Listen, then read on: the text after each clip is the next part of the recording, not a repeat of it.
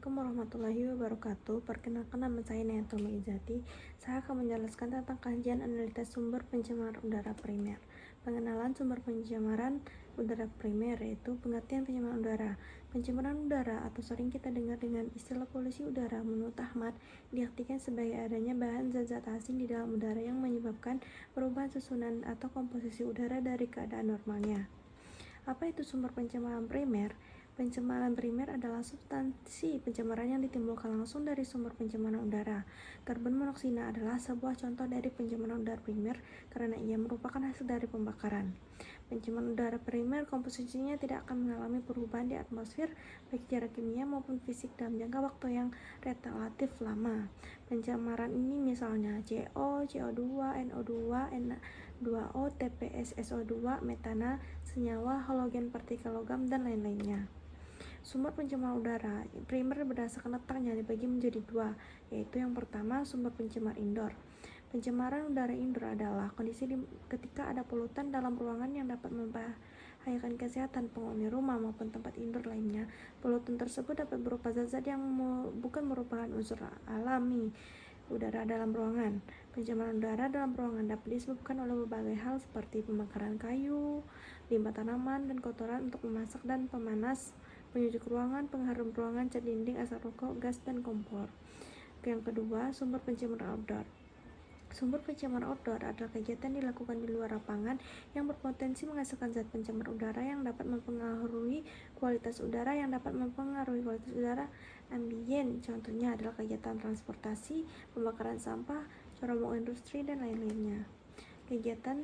Sumber kegiatan manusia atau antropogenetik. Sumber antropogenetik adalah pencemaran udara yang diakibatkan oleh aktivitas manusia. Di dalam sumber antropogenetik ini masih terbagi dalam beberapa bagian, antara lain yang pertama, sumber tidak bergerak.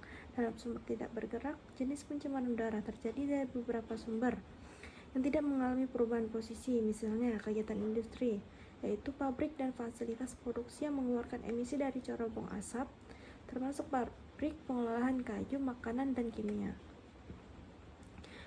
Yang kedua, sumber bergerak. Sumber bergerak adalah sumber emisi yang bergerak atau tidak tetap pada suatu tempat, seperti kendaraan bermotor. Ini juga termasuk seperti mobil, sepeda, mobil, truk, dan bus. Jenis dan karakter bahan pencemar udara primer. Karakteristik sumber pencemar bergerak yang pertama itu ada kendaraan bermotor, bisa dilihat dari gambar tersebut. Karakteristiknya itu menghasilkan emisi gas beracun dan berbagai polutan seperti karbon monoksida atau CO, nitrogen oksida atau NOx, hidrokarbon, dan partikulat. Upaya pengendaliannya, promosi penggunaan transportasi umum dengan meningkatkan kualitas dan kuantitas transportasi umum dapat mengurangi jumlah kendaraan pribadi di jalan. Yang kedua, upaya pengendaliannya, penerapan teknologi kendaraan rendah emisi seperti kendaraan listrik.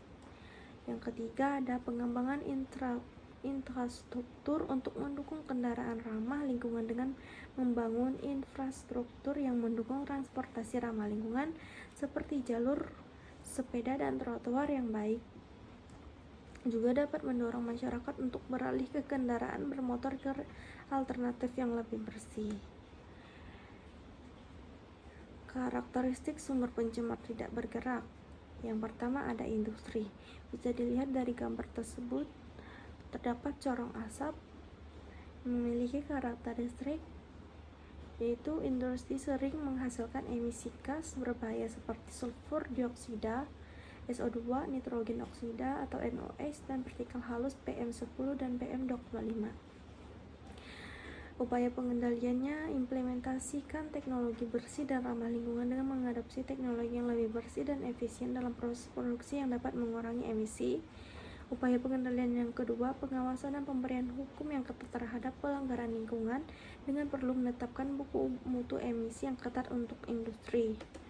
Upaya pengelolaan yang ketiga, pengelola limbah dengan mengelola limbah industri dengan baik, termasuk limbah cair dan padat, untuk mencegah pencemaran udara akibat pembakaran limbah yang tidak terkelola. Yang kedua ada pembakaran sampah. Karakteristiknya, pembakaran sampah menghasilkan gas seperti karbon dioksida, nitrogen dioksida, karbon monoksida, dan metana. Konsentrasi CO2 dapat mencapai nilai tinggi tergantung pada jenis sampah yang dibakar. Upaya pengendaliannya mendorong daur ulang dan pengelola sampah yang efektif, termasuk pemilihan sampah di sumbernya, dapat mengurangi jumlah sampah yang dibakar. Upaya pengendalian yang kedua, program edukasi yang dapat membantu masyarakat memahami cara-cara untuk mengurangi sampah dan memilih metode pembuangan yang lebih ramah lingkungan. Yang ketiga, ada rumah tangga. Karakteristiknya, emisi dari pembakaran bahan fosil. Banyak rumah tangga menggunakan bahan bakar fosil seperti gas, minyak tanah, atau kayu untuk memasak atau pemanasan. Upaya pengendaliannya mengganti bahan bakar fosil dengan sumber energi yang lebih bersih seperti listrik dan energi terbarukan, misalnya solar atau angin. Juga dapat mengurangi emisi gas berbahaya. Yang kedua, ada ventilasi yang baik. Yang ketiga, pemilihan produk ramah lingkungan. Apakah sumber pencemar primer dapat menjadi pencemar sekunder? Sumber pencemar primer adalah zat atau bahan yang langsung dilepaskan ke lingkungan dan dapat menyebabkan pencemaran. Contohnya termasuk emisi gas buang dari kendaraan, asap dari pembakaran bahan bakar, dan limbah industri. Sementara itu, pencemaran sekunder terjadi ketika pencemaran primer bereaksi dengan komponen lain di atmosfer atau lingkungan, menghasilkan zat baru yang juga berbahaya. Sebagai contohnya yaitu gas nitrogen oksida yang dihasilkan dari kendaraan bermotor dapat bereaksi dengan senyawa organik volatil di atmosfer membentuk ozon troposfer yang merupakan pencemaran sekunder. Proses ini menunjukkan bagaimana pencemaran primer dapat berkontribusi pada pembentukan pencemaran sekunder melalui reaksi kimia yang terjadi di atmosfer atau lingkungan. Oleh karena itu, pengendalian sumber pencemar primer sangat penting untuk mengurangi dampak pencemaran sekunder. Sekian dari saya, terima kasih.